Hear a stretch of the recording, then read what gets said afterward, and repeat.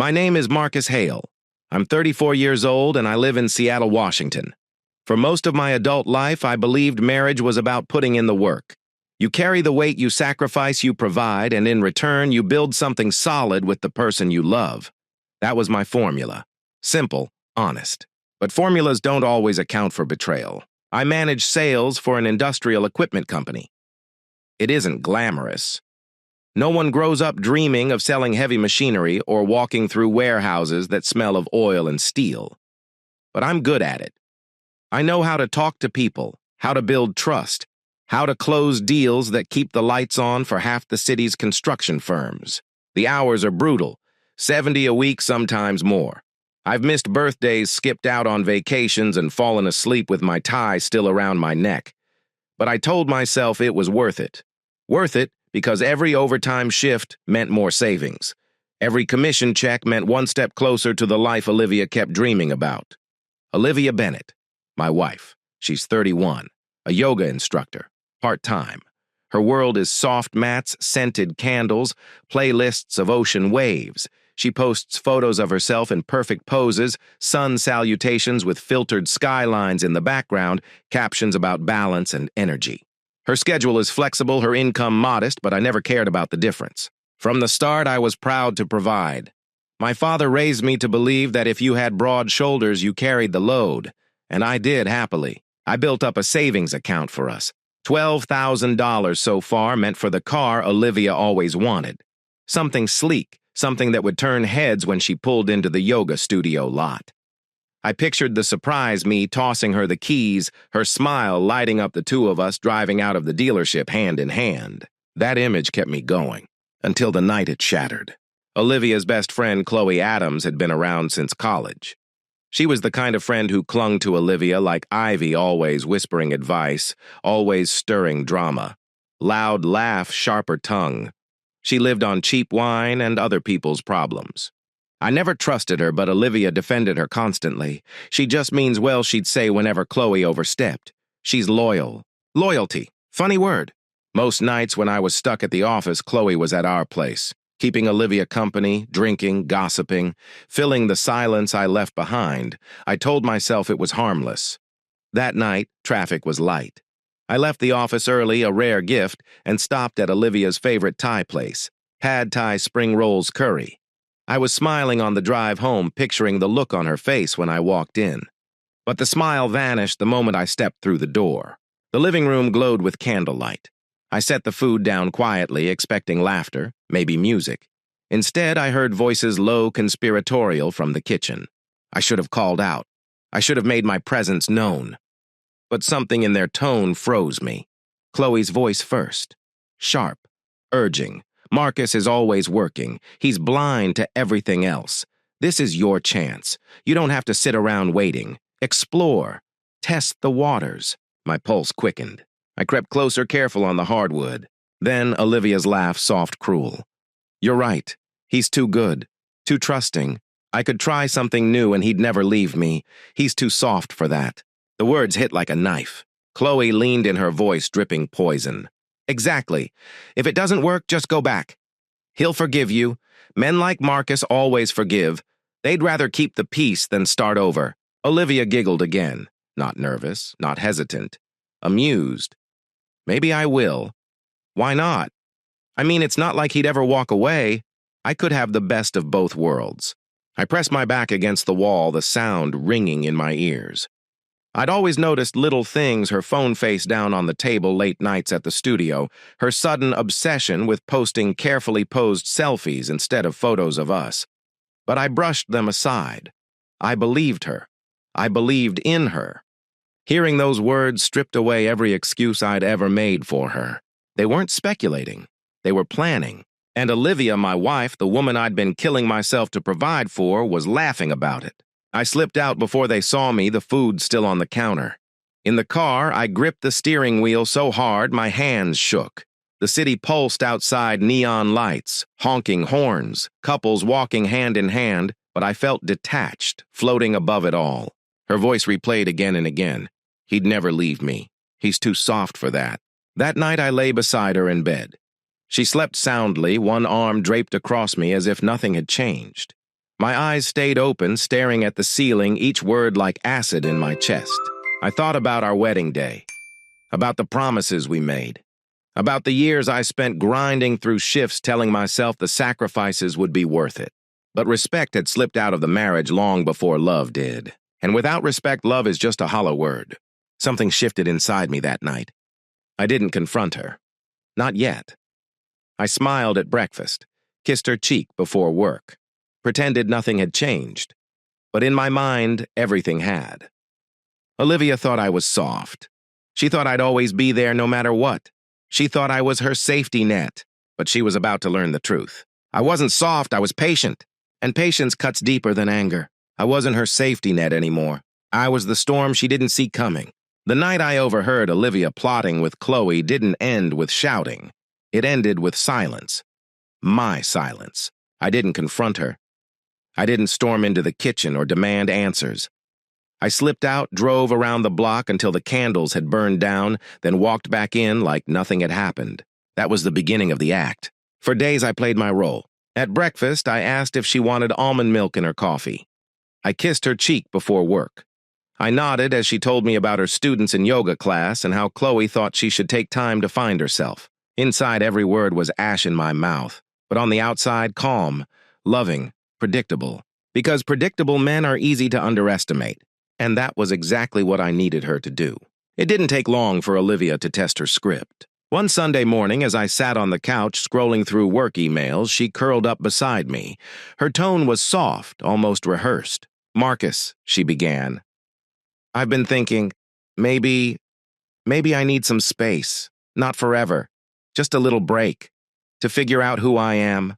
My throat tightened, but I kept my voice steady. "Space." She nodded. "Rachel." She caught herself, then smiled faintly. "I mean, Chloe, she says it's healthy sometimes. You know, to explore, to breathe. You're always working. I don't want to lose myself in your schedule." Lose herself. As if my hours in warehouses and client meetings had erased her identity. I forced a small smile. "If that's what you think you need." Her eyes flickered, surprised at how easily I agreed. She expected resistance. She expected begging. Instead, she leaned back, relieved. "Maybe I'll stay at Chloe's for a while," she said casually. "Whatever helps you," I replied. What I didn't say was that I already knew what space meant in their vocabulary. It wasn't yoga retreats or soul-searching. It was auditions. And if she thought she could audition new partners while keeping me as her fallback, she was about to learn how wrong she was. That week, I started my own planning. I stayed late at the office, not for work, but for research. Divorce attorneys, prenuptial agreements, asset protection. My father's words came back to me. He'd once told me after his own bitter divorce, the first mistake men make is thinking marriage protects them. It doesn't.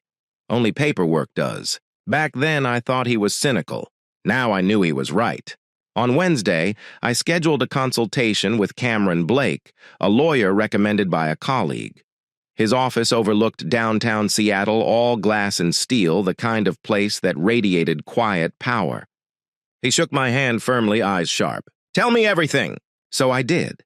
I told him about the overheard conversation about Chloe's influence, about Olivia's sudden talk of space. I told him about the $12,000 I'd saved for her dream car money sitting vulnerable in our joint account. Cameron listened without interruption, jotting notes. When I finished, he leaned back. "You're lucky," he said. "The prenuptial agreement you signed before marriage is airtight. Any funds clearly documented as yours remain yours. The car fund, if you can prove it, came from your salary and bonuses, stays with you." Relief washed over me, but only briefly. "Here's what you do," he continued. "Transfer the $12,000 into a separate account in your name only. Document it. Then file for divorce quietly. Don't warn her. Don't confront her. Serve the papers when she least expects it. You'll control the narrative." Control, a word I hadn't felt in months. I nodded slowly. "Do it." That night, Olivia came home late. Her hair smelled of Chloe's cheap wine, her laughter still buzzing in her throat. "How was your day?" I asked, calm. "Fine," she said breezily, tossing her purse on the counter. "Chloe and I were just talking. You know about life." Life. That was their code word for betrayal. I smiled faintly. "Glad you're finding clarity." She blinked, caught off guard, then she nodded, slipping past me toward the bedroom. She didn't notice the bank transfer receipt on my phone. The next morning, I moved with precision. I transferred every dollar, 12,000, and change into an individual account under my name. I printed statements, filed copies, highlighted transactions. Documentation Cameron would need. By noon, the divorce petition was filed with the court. Quiet, clean, legal. Olivia still believed she was orchestrating some grand exploration, that she could dabble with freedom and return to me whenever she chose. She had no idea the exit door had already locked behind her. Lying in bed that night, I stared at her sleeping form. She looked peaceful, almost innocent. The rise and fall of her chest, the faint crease between her brows. I remembered the girl I married, the one who used to cheer me on when I closed big deals, who brought me coffee at midnight when I worked too long, who swore we'd face everything together. But that girl was gone. In her place was someone who giggled about having the best of both worlds, someone who thought my loyalty was weakness. I reached for my phone, scrolling through the email Cameron had sent, confirmation of filing case number attached. It was real. The end had begun. The irony wasn't lost on me. Olivia wanted space to find herself. I was giving her exactly that space. Space away from my income, space away from my home, space away from the safety net she thought would always catch her. And in that space, she would learn what it felt like to stand alone. The next morning over breakfast, she smiled sweetly. "I've been thinking," she said. "Maybe a little trial separation isn't such a bad idea. Chloe says it could make us stronger." I stirred my coffee. "Maybe you're right." She reached for my hand, squeezing it. "You're the best, Marcus. I knew you'd understand." I squeezed back, forcing a smile. What she didn't know was that her trial separation was already permanent. Her game was just beginning. But mine was nearly won. Tuesday wore a sky so clean it looked freshly washed, a rare sheet of blue over Seattle without a seam of rain. I told myself it was a day for repairs as I drove home, the kind of day you tighten what has worked loose. The truth was simple. I had already repaired what I could. The rest wasn't mine anymore. When I opened the door, the house smelled like roasted garlic and basil. Candles flickered on the table. 2 empty glasses waited beside a bottle, breathing. Olivia stood at the counter with a practiced smile, unpacking a paper bag. It was a scene staged for comfort. "Surprise," she said, lifting a tray. "Penne arrabbiata, your favorite. It used to be. Once." I hung my coat and looked at the room the way you look at a hotel you know you're not staying in long. The nick on the head chair from move-in day. A faint scorch on the stove from her flambe disaster. Our past embedded in dents and burns. "Smells good," I said, voice steady. Sales posture, shoulders level tone, even eyes calm. Stand like everything is under control and most people believe you. We sat. She poured wine hands steady until the stem touched wood.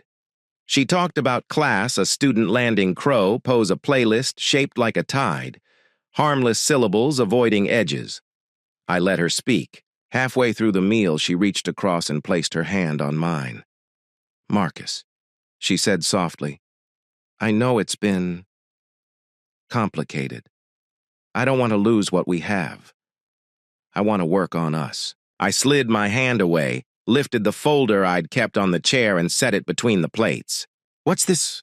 "Papers," I said, "for the thing you bet would never happen." She blinked confusion, then recognition. She pulled the top page free. The case number sat in the corner like a small seal. Her breath hitched. "You filed." "Yes." "Why I'm here? I'm trying." "Dinner isn't repentance," I said. "Effort without truth is theater." She stared at the folder like it might sprout teeth. I could feel the temptation to soften rise in me the way an old habit rises to tell a joke, to deflect, to buy us another week of pretending. But softness is what had gotten us here. You cannot appease contempt. You can only refuse it room. "You didn't even talk to me first," she said, voice thin. "You just went legal." "I did try talking to you," I said. "For months. About schedules. About respect. About phones face down and late nights that didn't add up. I heard speeches about needing air and space. The conversation ended when you started planning one where I wasn't in the room." She folded her arms, a barricade. You think a judge is going to clap for you? They'll see a husband cutting off a wife. I didn't cut you off, I said. I closed a tab that kept ordering on my card. There's a difference, and for what it's worth, I set aside your things, your tax returns, proof of your income, the statement for your own account. You're not helpless, Olivia. You never were. Her eyes flashed. You're so calm, it's creepy. Calm is what the truth feels like after you stop negotiating with a lie. She opened a drawer and slammed it shut again, not sure what she was looking for. And the car fund, you promised me that car. I promised it to the version of us that wasn't laughing about auditions, I said. I'm not delivering a down payment to a story that wrote me as a prop. Something mean flicked across her face. Chloe says you like being the martyr. This is you performing sainthood. Tell Chloe I prefer plumbing to sainthood, I said. Sainthood leaks. Her mouth twitched, unwilling to give me the satisfaction of a smile that might remind her we used to be kind to each other. The truth is I love you. No, I said final. The truth is I heard you. She went still. The spoon in the sauce dish clicked against ceramic. Heard what? You and Chloe. Testing the waters. Keeping me as the soft place to land. Best of both worlds. I kept my voice level, each phrase placed like a receipt. I heard all of it. Color slipped from her face. That was nothing. Talk. Chloe being Chloe. I know Chloe, I said. And I know you when you think I'm not listening. So you're ending our marriage over words you weren't even part of. Words are contracts, I said. You wrote yours with laughter. She stared like I'd become someone else. Maybe I had. The man who swallowed insults for peace had run out of room. Okay, she said, voice flattening. Let's say I said things I shouldn't have. People vent. It doesn't mean I don't love you. It doesn't mean I would have done anything. You already did, I said. You placed my loyalty on the table and called it a safety net. You made plans that required my blindness. That's doing something. She absorbed that, eyes hardening. Tears evaporated into arithmetic. Fine. You filed. We'll handle it like adults. I want half. Half of what?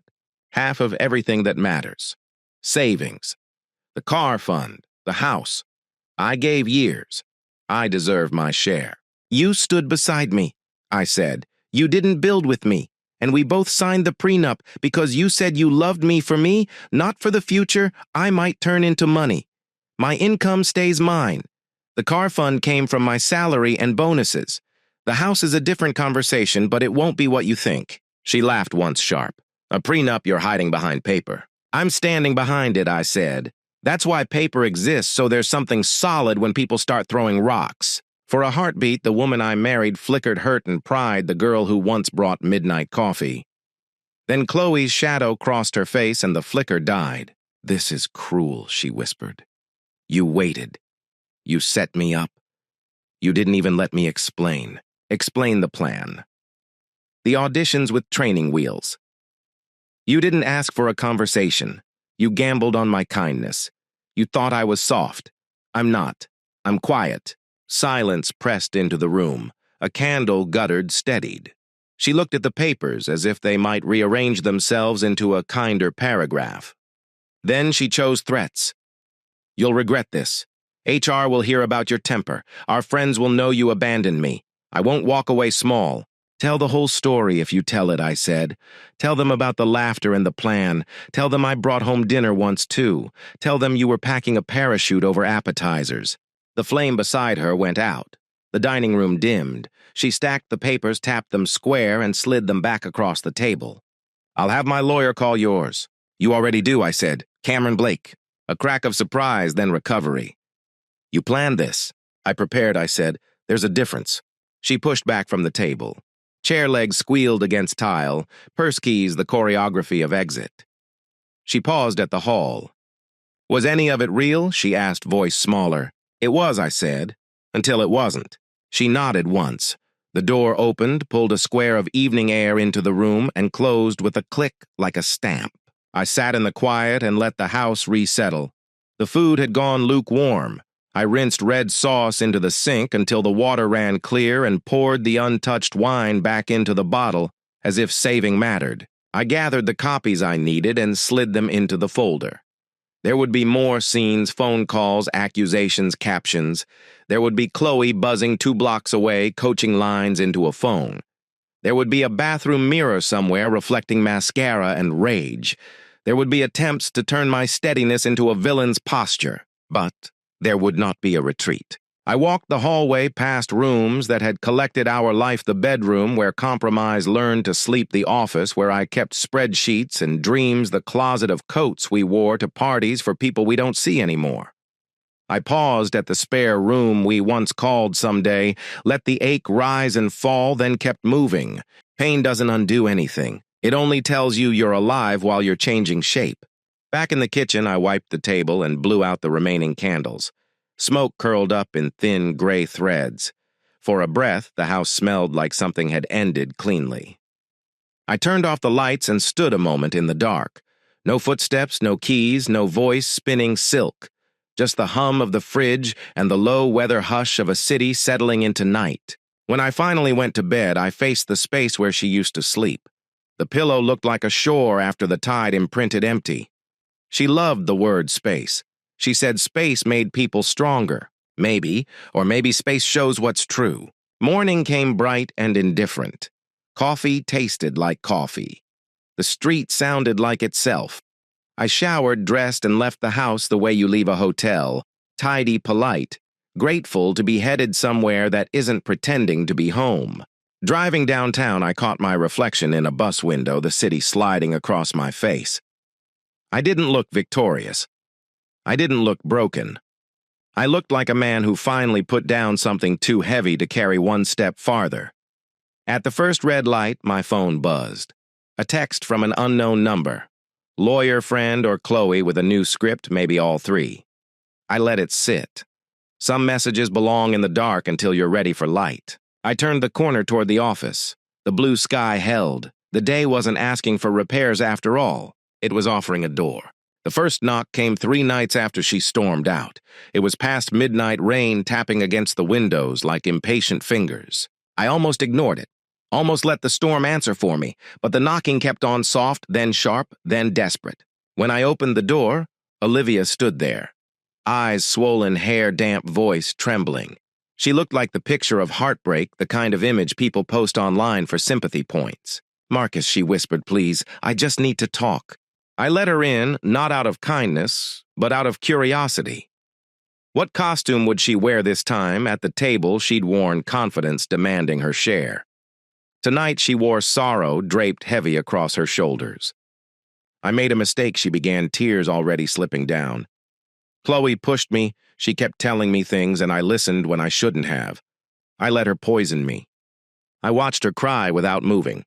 So Chloe wrote the words, and you just read them. "She got in my head," Olivia insisted. "You know how she is always pushing, always stirring, but it wasn't me, Marcus. Not really." I folded my arms.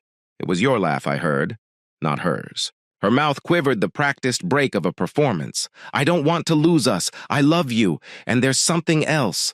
Something I need to tell you." I waited. Her eyes darted down. "I'm pregnant." The word hit the air like a grenade. Pregnant. For a second, my chest tightened. Years ago, that word might have made me cry with joy. Now, it just made me stare harder. "Pregnant," I repeated. She nodded quickly. "Yes. I found out last week. I was scared to tell you, but maybe this is the sign we shouldn't give up." Silence stretched between us. Rain hammered harder against the glass. Finally, I asked, "Whose is it?" Her eyes widened, horror flashing across her face. "What, Marcus? How can you even say that it's yours?" "Convenient timing," I said evenly. "You talk about needing space. You laugh about auditions. You vanish to Chloe's, and suddenly you're carrying my child. You'll forgive me if I need more than your word." Her tears faltered. Anger seeped through. "You don't believe me." "No," I said, "I don't." The act collapsed. She dropped into the chair, face buried in her hands, voice muffled. "Fine. I'm not pregnant. God, I didn't know what else to do. I thought if I gave you a reason to stay." I cut her off. "You thought you could manufacture loyalty with a lie." She looked up, mascara smudged. I panicked. "Marcus, I'm sorry." "Sorry you lied or sorry you got caught?" She didn't answer. The silence pressed until she cracked again. There was someone, she whispered. I felt my jaw tighten. Say it. A guy at the studio, she confessed, voice small. One of my students. He flirted and I flirted back. Chloe said I should. She said it would be harmless fun, that I deserved excitement. My stomach turned. His name. Her lips parted, but no sound came. His name, Olivia. She swallowed. Daniel. He teaches advanced classes sometimes. I stood, pulled my phone from my pocket, and scrolled to the contact list. Daniel's studio number. I hit call. Olivia's eyes went wide. Marcus, no. The line clicked. A man's voice answered. This is Daniel. I kept my voice cool. This is Marcus Hale. You know who I am. A pause. Then a low exhale. Yes, Olivia's husband. Good. Then tell me what my wife forgot to mention. Another pause. Then blunt. She's been hitting on me for months. I never let it go further, but she tried. Your friend Chloe was always around laughing about it. I'm sorry, man. I figured you knew. The truth, stripped of excuses, dropped like stone. Thank you, I said, and ended the call. Olivia sat frozen, pale, her mouth working without sound. So now it's not just me who knows I said. It's him, too. And he's not covering for you. He told me straight. She shook her head violently. It didn't mean anything, I swear, Marcus. You never closed the deal I cut in, but you opened the door. You wanted someone else to walk through it. And Chloe cheered you on like a coach at a race. Tears spilled again, messy this time, no elegance left. I was stupid. I wanted to feel desired. I don't know, something exciting, but I don't want him. I want you. I almost laughed. You want me now because the papers are real, because the car isn't coming, because the net is gone. Her sobs grew louder. Please, please, Marcus, don't throw me away over this. I made mistakes, but I can change. I leaned forward, my voice low, steady, final. You don't regret what you did. You regret what it cost you. That's not the same thing. She reached across the table, but I didn't move. Her hand hovered desperate until she dropped it back to her lap. You're so cold, she whispered. I was warm for years, I replied. You mistook it for weakness. Now you see the difference. Her tears slowed, replaced by a hollow stare. She rose, slowly gathering her bag like a mourner at her own funeral. At the door, she turned once more. You'll regret this. You'll wake up and realize you pushed away the only woman who ever loved you. I held her gaze unblinking. Maybe. But at least I won't wake up next to someone laughing about betraying me. The door shut. This time I didn't expect her back. I sat alone in the quiet, the weight of her lies finally laid bare.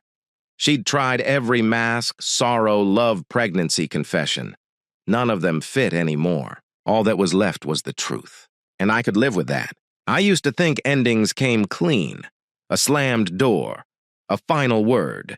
Papers signed, paths diverged. But with Olivia, endings came with claws. 3 weeks after she confessed about Daniel, the storm truly began. The first shot landed at my office. I was in a sales meeting pitching a new line of hydraulic equipment when my manager pulled me aside. His face was tight, hesitant. Marcus, he said carefully, we got a call from someone claiming to be concerned about your mental stability. My stomach dropped. Who? He shook his head. Anonymous. Said you've been volatile at home, maybe unsafe. HR had to document it. They'll be following up. I didn't need a name. I could hear Chloe's laugh through the static. I forced a calm smile. Understood. I'll cooperate fully. Inside, my blood boiled. They weren't just attacking my marriage now.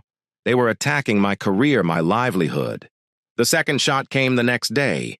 Mrs. Jenkins, my 70-year-old neighbor, caught me as I was leaving for work. Her hands trembled as she clutched her cardigan. Marcus, a young woman came by, she whispered. Said she was from social services, asked if you've been acting unstable. Said she was checking for the safety of anyone around you. I didn't know what to say. I thanked her, jaw tight. Another mask, another act, Chloe again, or maybe Olivia herself. I installed cameras that night. New locks, motion lights. I wasn't giving them a single crack to crawl through. Then they tried money. One afternoon, I logged into my bank account to find failed login attempts again.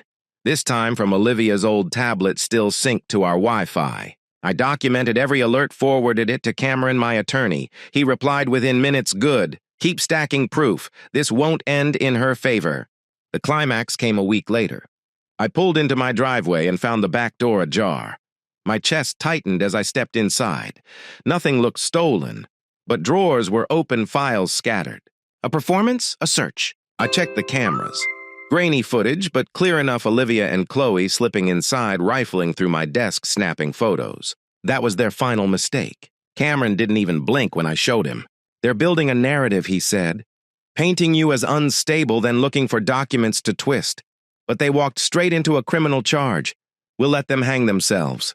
And hang they did. The footage combined with the HR report and the fake social services stunt built a clear picture harassment impersonation, attempted fraud. Chloe, ever the self-proclaimed strategist, bore the brunt.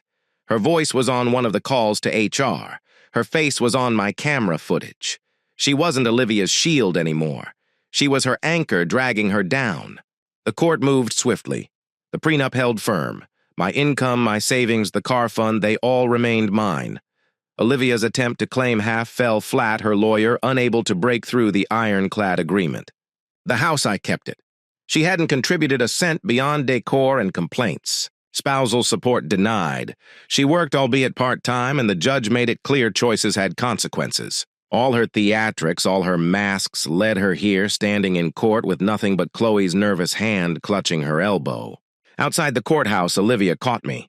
Her eyes were dry now, no tears left. Just bitterness. You think you won, don't you?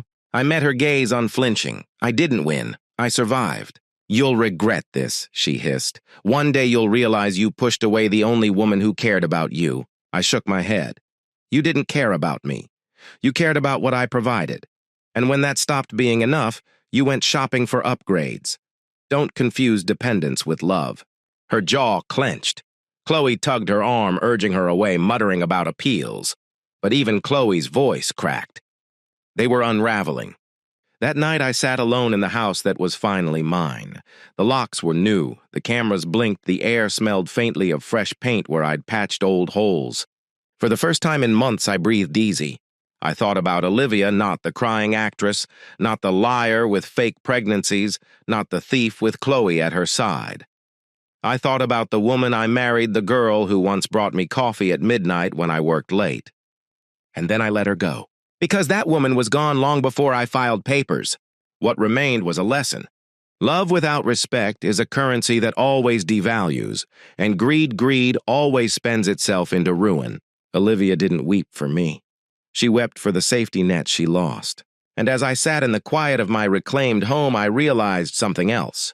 I wasn't soft. I wasn't weak. I was free. Here's the next story. My name is Emily Parker.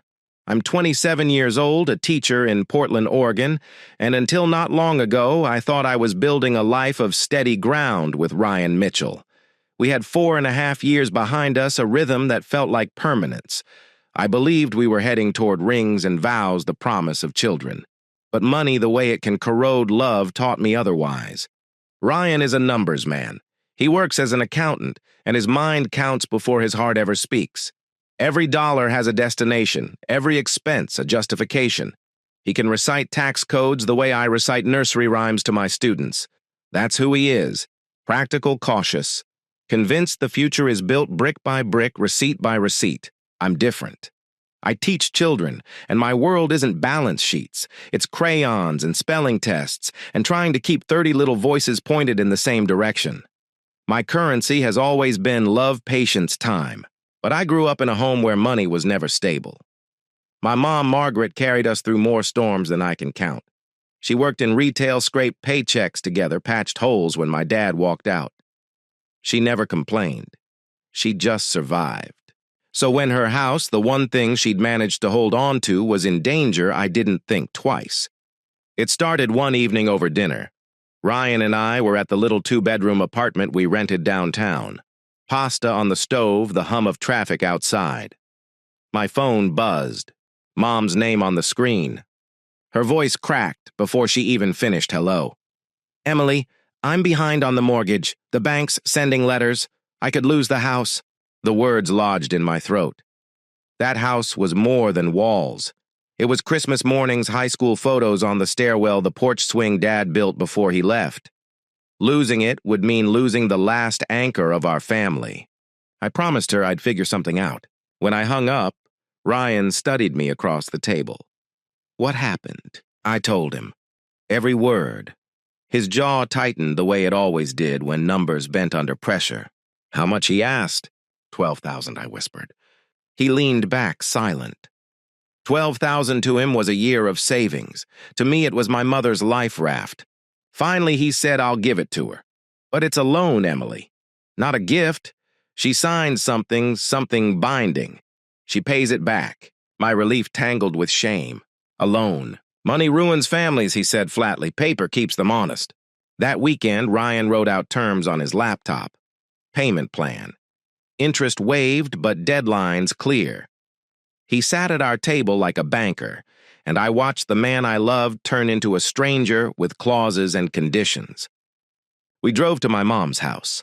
She looked small on the porch shoulders, hunched worry-carving lines into her face. When Ryan explained, she nodded quickly, desperate, grateful. She signed the papers with shaking hands. "Thank you," she whispered. "I'll pay you back, I swear." Ryan slid the check across the table like it was business. On the drive home, he seemed lighter. We did the right thing. She's safe and I'm protected. Everyone wins. I tried to believe him. At first, it felt like relief. Mom caught up on her payments, the foreclosure letters stopped. She called me crying, thanking Ryan. I thought maybe this was proof of love, the kind that sacrifices, that saves. But months passed. No payments came. Ryan started asking questions. Has she sent anything, even $50? I defended her. She's trying. Things are tight. My brother's tuition, the car, breaking down medical bills. He cut me off. Excuses don't pay debts, Emily. The way he said it, debts like my mother was a delinquent client, not a woman who had raised me. Each month he grew colder. Each dinner turned into an interrogation. He called her Margaret Never Mom. He kept a file on his desk labeled Lone Parker. One night he slammed the folder shut. No more. Your family doesn't borrow from us again. I'm not their safety net. The air between us snapped. I called him heartless. He called me blind. But what hurt most wasn't the fight, it was realizing that in his eyes, compassion came with paperwork, and love had limits I'd never seen before. That's when I began to feel the shift. A crack in the foundation. The man I thought would catch me had caught my mother instead, but with strings so tight they felt like chains. And slowly those chains began to wrap around me too. The first month passed without a payment. I wasn't surprised Mom needed time to get back on her feet. She had promised, and I believed her promises the way children believe fairy tales. But Ryan believed numbers, not words. At the end of that month, he sat down at the kitchen table with the folder he'd labeled Lone Parker. He flipped through the pages, scanned the calendar, and looked up at me. Nothing he said, not even $50. She will, I replied quickly. She just needs more time. My brother's tuition came due, and then the car. He cut me off. Emily, everyone always has reasons. Reasons don't make payments. His tone was sharp enough to cut. I stirred my tea, avoiding his eyes. She's not trying to cheat you. She's just drowning. Then she shouldn't have taken the rope if she can't climb it, he said flatly. By month 3, the conversations became arguments. Still nothing he'd mutter, slamming the folder shut. Ryan, she's sick. She's been to the doctor twice this month. She's barely working. Then she shouldn't have signed her name. A contract means something. You're talking about my mother like she's a stranger. He stared at me, eyes cold. Right now, she's not acting like family. She's acting like a liability. The word stung. Liability. As if the woman who raised me, who patched holes with coupons and sheer grit, had become a burden on his balance sheet. I snapped back. She raised me alone. She deserves help. He leaned forward. Help is one thing. Enabling is another. Which one are you doing? The fights grew sharper. We used to laugh at night, curled together on the couch, planning trips we'd never afford. Now silence filled the space between us, broken only by the scrape of silverware or the shuffle of papers. One night after another round of accusations, I shouted, "You care more about $12,000 than you do about me." His face darkened. No, Emily. I care about honesty, I care about boundaries, and right now you're blurring both. I stormed into the bedroom, slamming the door. I cried into the pillow, hating him for being cold, hating myself, for needing his money, hating the world for making compassion so expensive. By month 6, he was done pretending. We were eating in silence when he spoke voice final. No more. Your family doesn't borrow from me again. Not a dollar, not a dime. The words dropped like stones. What if they need help? I asked, my throat tight. Then they find it somewhere else. I'm not their bank. I slammed my fork down. They're not strangers off the street. They're my blood. They're not my blood, he snapped back. And I refuse to be their safety net while they make bad choices. The room went still. For a moment, it felt like we weren't lovers anymore, just two lawyers arguing opposing sides of a case, both convinced of our righteousness. That night, I called Mom, whispered through tears. She told me not to worry, that she'd figure something out. Her voice cracked, and I hated Ryan for putting me in this position, hated the rules and the contracts and the damn folder on his desk. When I hung up, Ryan was standing in the doorway. I'm not the villain here, he said quietly. Then stop acting like one, I shot back. His eyes hardened. One day you'll see I was right. I turned away because if I looked at him any longer, I might have screamed. In the quiet that followed, I realized something terrifying. It wasn't just my mother in his ledger. It was me. Every sigh, every defense, every excuse I made for her had turned me into another line item, another liability he had to manage. And love can't live in a ledger. Not for long. Ryan got his promotion in early spring. I should have been proud I was proud. But his victory came with strings that wrapped around my throat. Portland's been good, he said one night, beaming as he slid the offer letter across the table. But this is better. Higher pay, better clients, and it's back home. We'll be closer to my family. It's the smart move.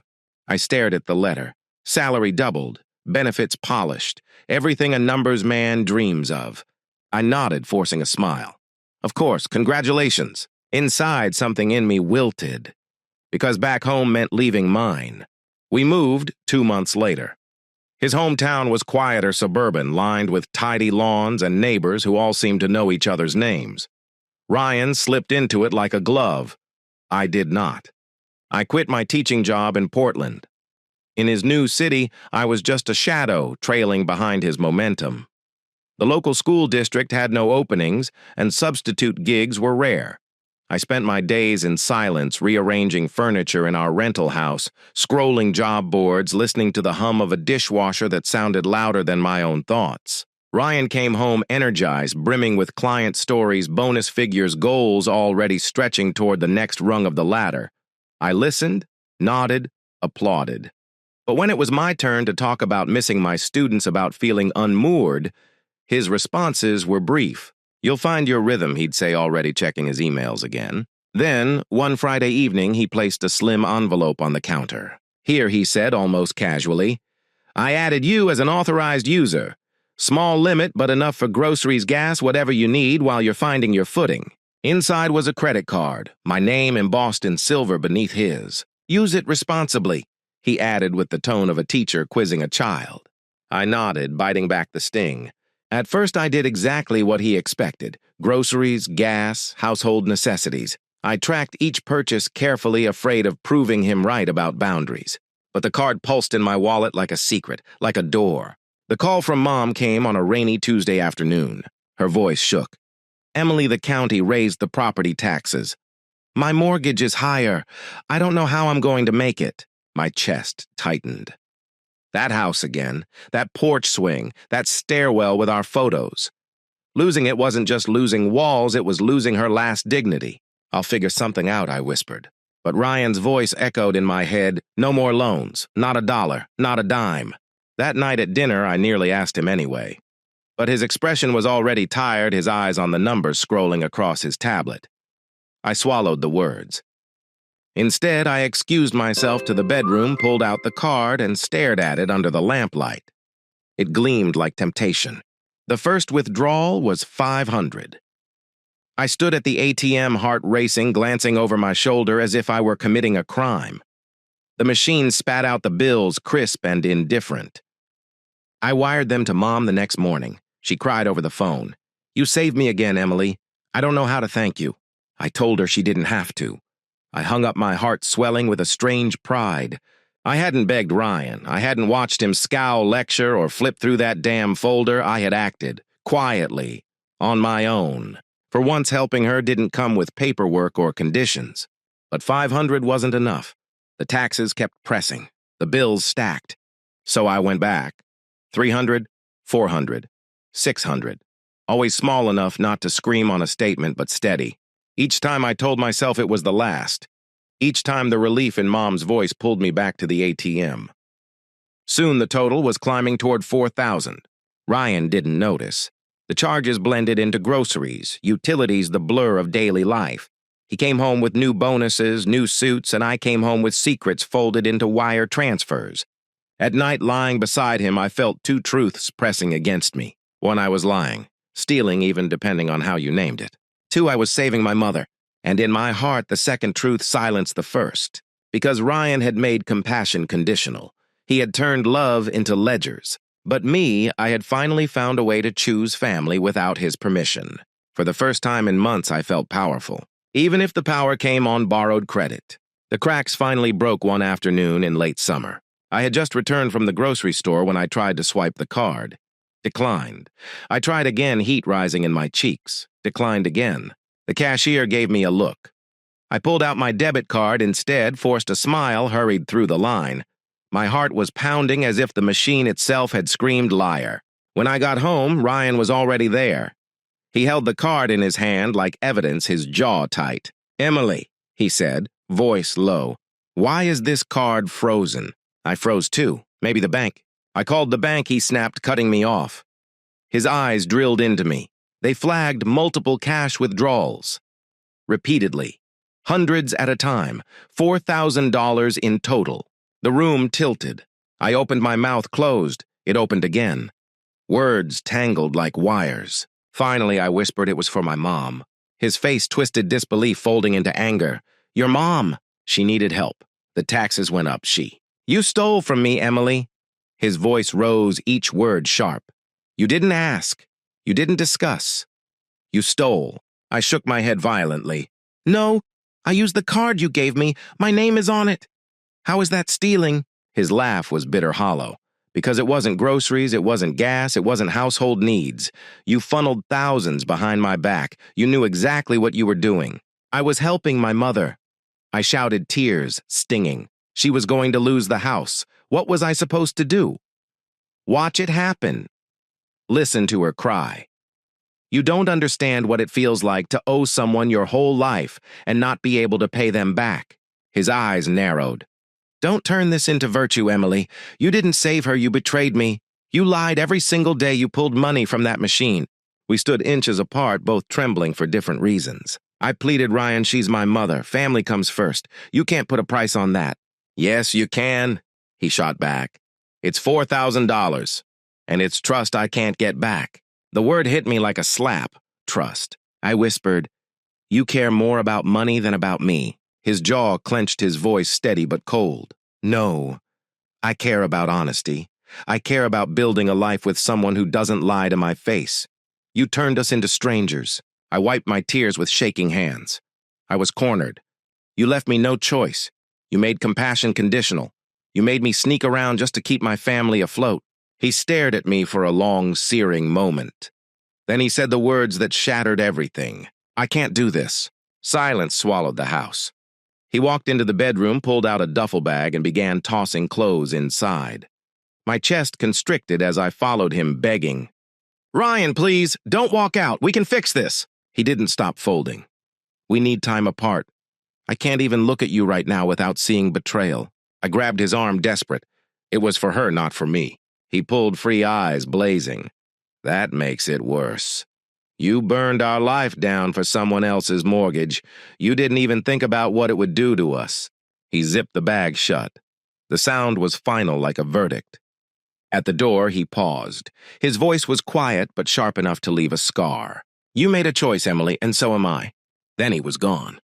The house felt cavernous, every corner echoing with what had just broken. I sat on the couch, the useless card clutched in my hand, tears dripping onto the plastic. To me, it wasn't theft. It was survival. It was loyalty. It was love. But to him it was betrayal. And maybe, just maybe, both of us were right. The night Ryan left, I didn't cry. Not right away. I sat frozen on the couch, staring at the useless credit card in my hand, listening to the rain tapping against the windows. The silence in the house was so loud it pressed against my chest. I kept waiting for the sound of keys turning in the lock for him to come back to say he'd been dramatic, that we'd fix this like we always had. But instead, morning came flat, gray, indifferent. He didn't come back. The first days blurred into one long ache. I called him, straight to voicemail. I texted, typing and deleting typing again until my thumbs hurt. "Please talk to me, I can explain. We can fix this." When he answered at all, it was short-clipped. "I need space. Don't contact me right now. I'll reach out when I'm ready." Ready. As if readiness could erase $4,000. As if space could rebuild the bridge I had set on fire with my own hands. My mom called constantly. "Emily, you saved me again. I don't know what I would have done without you. You're the only reason I still have this house." Her words should have warmed me. Instead, they felt like ice melting in my veins, because what good was saving her roof if it meant losing mine? I didn't tell her Ryan was gone. I couldn't stand to hear the guilt in her voice. She already carried enough. But deep down, I wondered if she would even understand. To her, survival justified anything. To Ryan, betrayal tainted everything. And I was caught in between. Nights were the worst. The bed felt enormous without him. His side still smelled faintly like his cologne, like the man who used to curl against me, whisper plans about children vacations, a future that now felt like a cruel joke. I replayed everything in my head. The first time I withdrew money at the ATM, heart racing. The wire transfers the excuses I told myself. The way my mother's voice lifted with relief each time. I thought I was strong, resourceful, loyal. Now I saw the other side, deception layered over love until it collapsed under its own weight. Weeks passed. Word spread quietly. A friend told me Ryan had rented a small apartment across town. 1 bedroom, sparse. Just enough space for a bed, a desk, and his ledgers. He was still going to work, still climbing, still surrounded by numbers that never lied. And me, I was stuck in the wreckage, sitting among the ruins of the trust I had destroyed. Everywhere in our house he lingered. His mug still in the cupboard, his jacket draped over a chair as if he might walk back in and slip it on. Even his razor in the bathroom mocked me with its silence. I kept telling myself I did the right thing. I helped my mother. I protected her. But another voice always came back, "And you lost him." That echo never left me.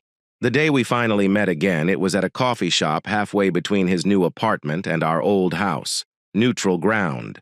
I got there early, sat with a mug that grew cold in my hands, rehearsing apologies that all sounded weak. When he walked in, my heart stuttered. Same work clothes, tie loosened, hair damp from drizzle. But his eyes were different, harder, older, as if the last month had carved him into someone else. He sat down, nodding politely as if I were a colleague instead of the woman he'd once held. "Ryan," I whispered. "Please, we can move past this. I'll pay you back. I'll do whatever it takes." He shook his head slowly. "It's not about the money, Emily. It never was." Then what I pleaded. "Trust," he said simply. "And once that's gone, nothing else matters." I leaned forward, desperate. I was helping my mom. I couldn't just watch her lose everything. His eyes didn't soften. "You didn't just help her. You betrayed me to do it. You lied every single day you pulled money from that machine. You smiled at me across the table while you kept secrets. That's what broke us." Tears burned down my cheeks. I thought family came first. He exhaled, shoulders heavy. And I thought we were family. The silence after that was sharper than any shout. People around us laughed, clattered cups, lived lives untouched by our collapse. I wanted to scream at them, to tell them that love can vanish, not with a bang, but with a quiet shattering of trust. Instead, I just sat there hollow. We talked in circles after that. I begged. He refused. He said he didn't hate me, but he couldn't forgive me. Hate at least meant fire. Forgiveness required rebuilding, and he had no materials left. When he finally stood to leave, I reached for his hand. He kept his around the coffee cup. "Goodbye, Emily," he said. His voice was calm, final. And then he walked out, leaving me with my cold mug and a silence that no apology could fill. Back home, Mom called again, cheerful this time. She'd managed to catch up on the latest bill. She promised she'd start sending money back soon. I told her I was proud of her, then hung up and sat in the dark. But the truth was it didn't matter anymore. Even if she repaid every dollar, Ryan wouldn't come back. Not really. I had gambled our future for my past, and I lost. Sometimes at night I imagine him unlocking the front door again, dropping his bag, forgiving me. But even in those fantasies, there's a distance in his eyes. A wall I can't climb. Because once trust is broken, love becomes a memory. And memories don't keep you warm. So yes, my mother kept her house, but I burned down my own. Looking back now, I can see the story not as a love that failed, but as a warning written in fire. I thought I was being loyal when I slipped cash into wire transfers, when I whispered family first into the quiet. I told myself I was strong, resourceful, willing to sacrifice. But the truth is simpler, harsher. I broke the one thing Ryan valued most: trust. People like him, people who live in numbers, who count every brick in the foundation, don't survive on words alone. They survive on honesty. Every withdrawal wasn't just money leaving his account, it was trust leaking out of the walls we'd built together.